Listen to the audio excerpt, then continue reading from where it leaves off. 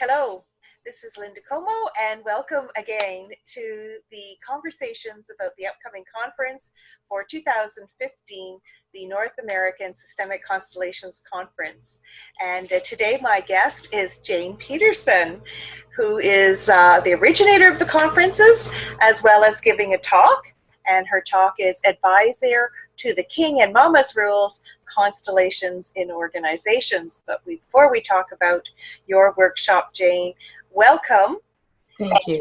And tell us a little bit about how you're feeling about the 10th anniversary of the conference. You must be so excited. Well, we did the first conference in 2005, which was quite a risk. No one had done it before, so we felt very blessed that we broke even and we were okay. And we had 200 people come from all over. And it was really, that conference, we were really focused on building community. It was often in face-to-face, we hadn't met each other. So our goal was really to see if it was possible to create a sense of ourselves as United States and North American facilitator. And it was a really lovely conference. It was pretty special. I had when Gunther Weber is actually the kind of instigator behind this. I was at a conference in Cologne, Germany, and he said, "You should give." If you've met Gunther, you know how it's sort of an unstoppable force. And he said, "You should do the conference," and so I ended up doing that, and it was really quite lovely. I had a vision, it just all unfolded. So I'm really delighted that it's continued. I'm really delighted to see this group in particular have a focus on community, that it's actually a community of practitioners that are organizing the conference is a very exciting thing. Yes, I'm very excited. Super, super. So before we get into your talk, one of the questions the delegates are asking through my Facebook page regarding the conference is, how do you describe constellations to a stranger? Well, the first thing I would say is, why are you describing constellations to a stranger? It may not be necessary. Often people are asking the question, what do you do? So they want to know what you do. They're asking a what question. And if you whip out constellation work and start to describe it, you're answering a how question. The constellations are how you do what you do. But they really are asking a different question usually. They want to know, what is it that you do? What kinds of, if you're a healer, what kind of healing do you do? If what you do, what kind of solutions do you provide? What kind of services do you provide for people? If you're a counselor working with families, you might instead say, I really help families in a very effective way resolve problems within across generations in families. Or you might say, I work with parents and kids who are in difficulty, and I help them find ways to resolve those difficulties and understand each other better. And then if they say, wow, well, how do you do that? Now you have the how question. But then you can say, well, I have a very effective way of helping people connect what they feel with what their mind can know and understand and relate to. And that's really, in a very simple way, what we do. People always have a gut feeling, they have a heart feeling something's off. That's what leads them to come in and seek help. And they've struggled with something in their lives, they know something's off and they can't put their hands around it. Because if they could solve it, if they could think it through and solve it, they would solve it. Right. So they're coming to us because they can't. So very often, if we can just give a very simple way of explaining what is going to solve the problem that they're interested in, that's enough. Think about, I was just saying to you, Linda, think about that first workshop that got you, most of us, there's one workshop. Somebody has a catchy title, it's a topic that we have a lot of issues around, they look trustworthy, we like their picture, and it sounds interesting, and we go. And that's what's needed to get people in the door. They have to decide, if it's something personal and painful, the most important thing for them is, do I trust you? Am I safe with you? If you can create rapport and relationship with them, honestly, people will allow you to do all kinds of crazy things.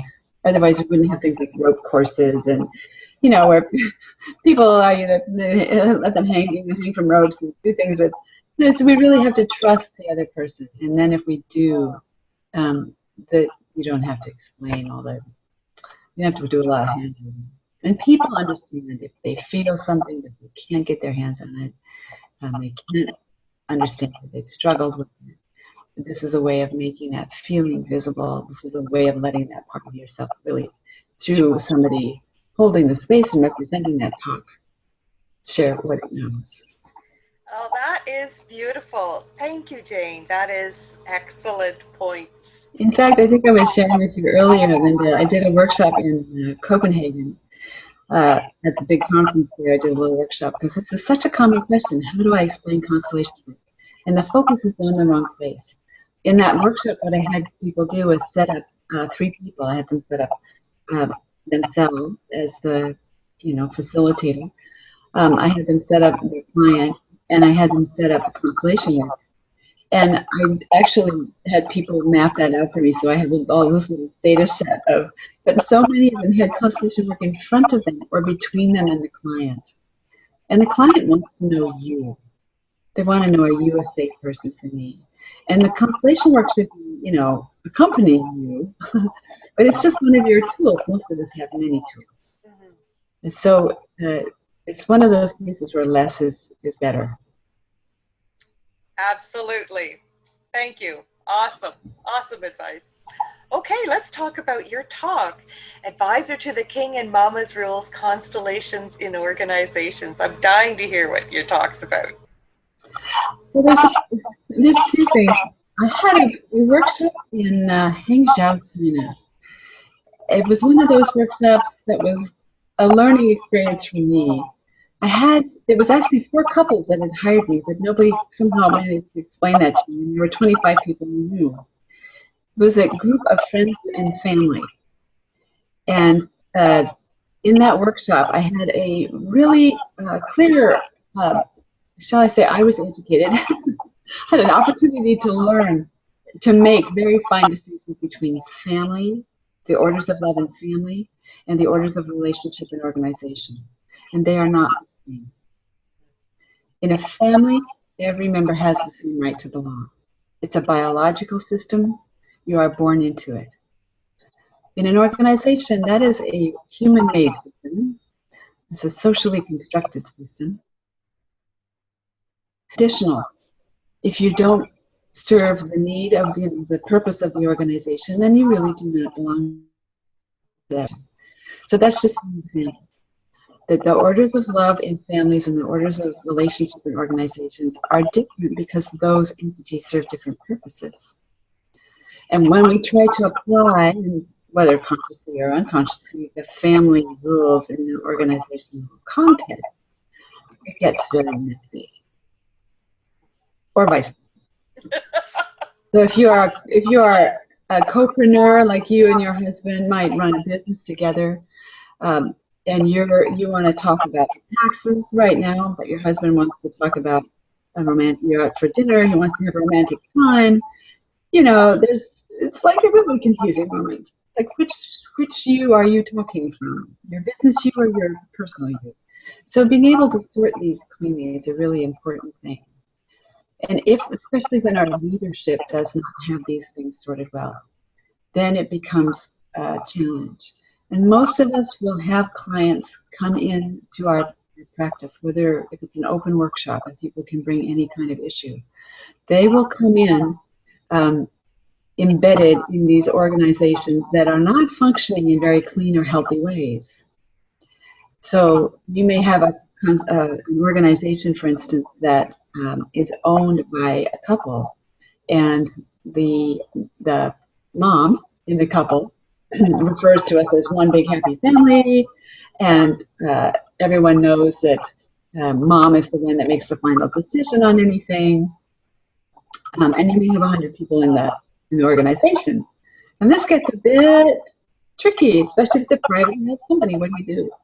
So that's a case where if you're working inside that company, you have to understand that you're not working under the orders of relationship. You're working under this weird sort of hybrid where it's mama's rules. And if you don't get on the good side of mama and you want to be in that company and you want to succeed, you're going to have trouble. So those are really tricky and complex places for people to negotiate, because organizations have a way of, of being fair. They need to be fair. People need to be able to leave because sometimes our purposes align with the organization in terms of our lives, and sometimes they don't, and we need to leave and go on to other things, and that's appropriate in an organization. In a family, you can never leave. So it's really very challenging for people, or if they find themselves in a position where they're the advisor to the king.